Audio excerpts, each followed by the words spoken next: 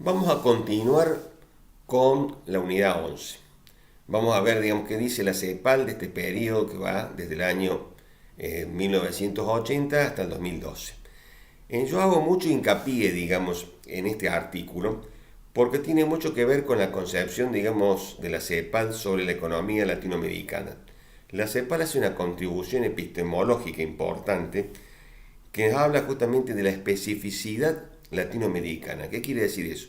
Que América Latina no tiene un comportamiento exactamente igual que la economía, digamos, de los países centrales.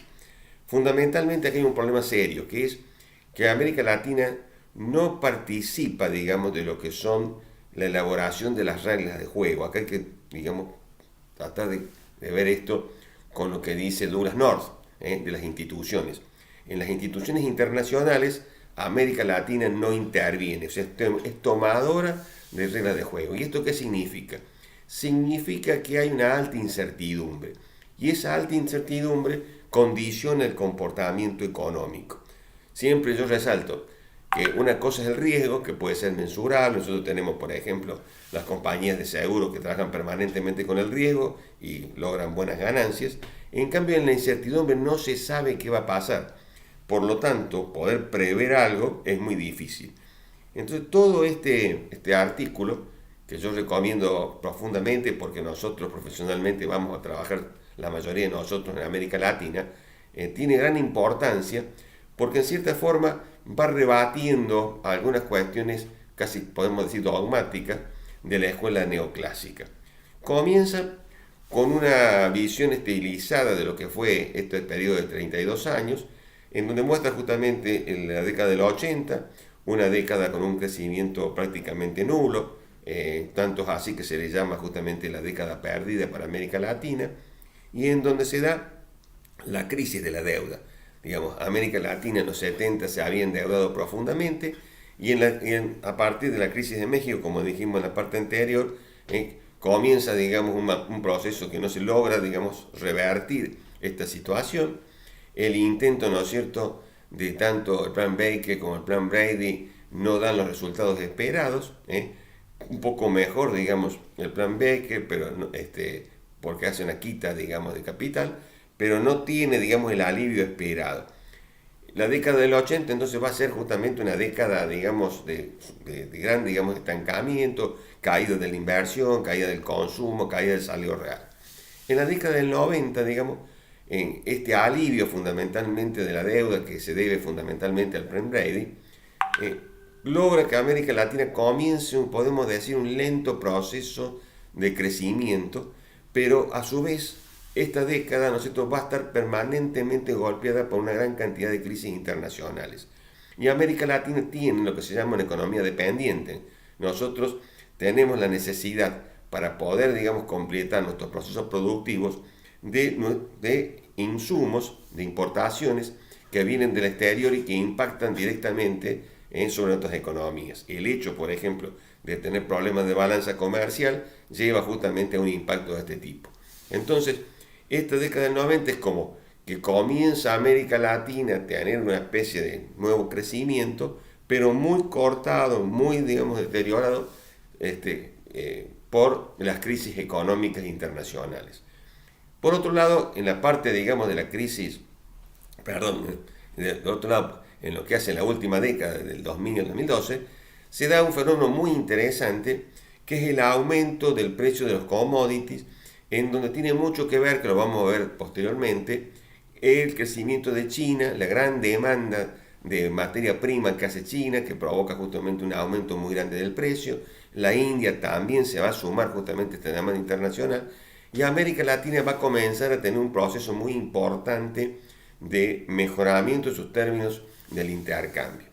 Yo siempre recalco que por un lado está el famoso viento de cola, que viene bien, digamos que aumenta, pero por otro lado también en el nuevo siglo comienza una revisión y una crítica muy fuerte a lo que eran las políticas provenientes de la escuela neoclásica, vulgarmente llamadas neoliberales, y hay un giro muy grande hacia las políticas keynesianas y cepalinas, en el sentido que se entiende entonces que el mercado no es un óptimo asignador de recursos y por lo tanto se necesita justamente la intervención del Estado.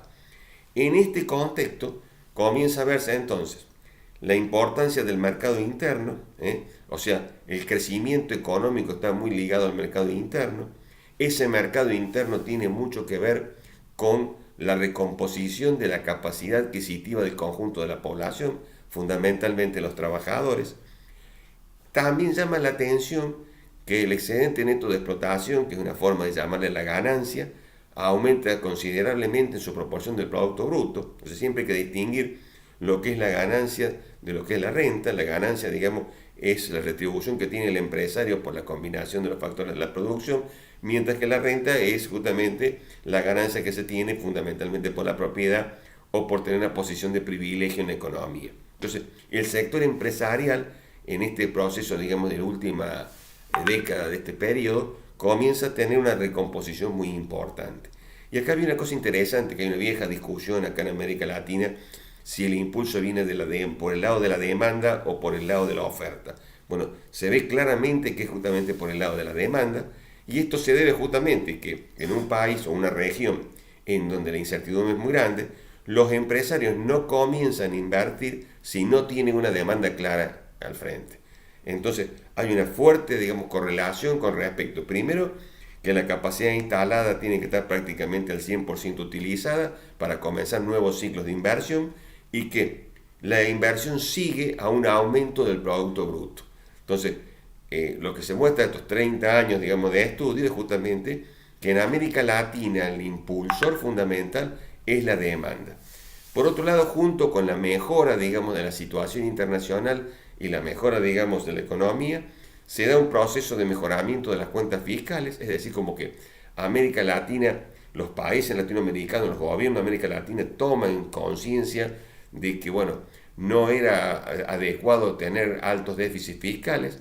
La mayoría de los países latinoamericanos entonces llevan un proceso de saneamiento de sus cuentas fiscales y van más allá todavía, comienzan a pensar en políticas contracíclicas, con lo cual, digamos, tienen la idea justamente que en los procesos de bonanza se pueden aumentar los impuestos y en los procesos justamente recesivos disminuirlos, y al mismo tiempo en esos procesos de bonanza tratar de generar fondos anticíclicos.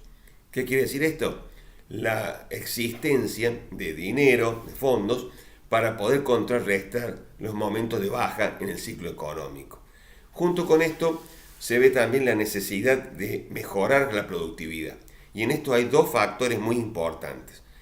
El aumento de la productividad laboral, que va, digamos, íntimamente ligado a lo que es la capacitación, o sea, se toma conciencia de la importancia de lo que se llama el capital humano, que está íntimamente ligado a los procesos formales de educación y a la formación continua después de la graduación para lograr justamente una excelencia dentro de la mano de obra.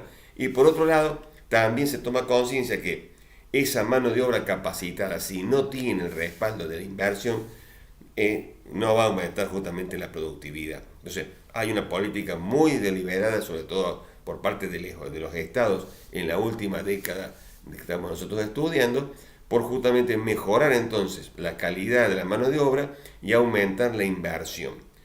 Una preocupación que tiene América Latina y que también queda plasmada es que no está perfectamente integrada a las cadenas de valor internacionales. ¿Por qué? Porque esta situación justamente conservadora, ¿no es cierto?, que tiene América Latina y el empresario latinoamericano frente a la incertidumbre, lo lleva entonces a que fundamentalmente las inversiones lo hacen en el sector no transable de la economía, para no tener el problema de la competencia de los bienes y servicios que pueden ser importados. Y eso a su vez es un problema, porque entonces no tiene la América Latina la posibilidad de expandir rápidamente sus exportaciones. Entonces, las políticas del Estado, a partir, digamos, del siglo XXI, van a ser fundamentalmente de tratar, por un lado, de aumentar la integración en las cadenas de valor internacionales, y por otro lado, comenzar un proceso, digamos, de estímulo de la inversión en los sectores transables de la economía para poder aumentar justamente las exportaciones. En todo el periodo, eso no nos olvidemos, América Latina muestra una altísima dependencia de la situación internacional. O sea, el hecho que no tiene perfectamente integrados sus procesos productivos la llevan justamente a una dependencia muy grande de la economía internacional. Y una cosa importante, de nuevo yo la vinculo, digamos, a lo que hemos visto en Douglass North, es justamente que hay una idea de la necesidad de aumentar la previsibilidad. Sin previsibilidad es muy difícil que existan inversiones y para eso, ¿no es cierto?, lo que se habla justamente es de fortalecer las instituciones, fortalecer las reglas de juego dentro de la macroeconomía. Entonces América Latina termina, digamos, esta última década, ¿cierto?, que estamos estudiando, en 2012, mostrando justamente una gran fortaleza que se evidencia de una forma muy contundente con la crisis del 2008. América Latina, toda América Latina, ¿no es cierto?, en la crisis del 2008 tiene solamente, o producto de la crisis del 2008, solamente tiene un cuatrimestre recesivo en el 2009. Con lo cual muestra justamente esta fortaleza que yo vuelvo, digamos, a acentuar. No es solamente porque hay una situación de viento de cola favorable en la economía internacional, sino porque hay un cambio en la mentalidad y en la concepción de las políticas económicas que pasan de una concepción neoclásica a una concepción keynesiana y estructuralista de la CEPAL. Con esto espero haberles dado, digamos, un panorama para que ustedes aborden las lecturas que estamos recomendando para este capítulo.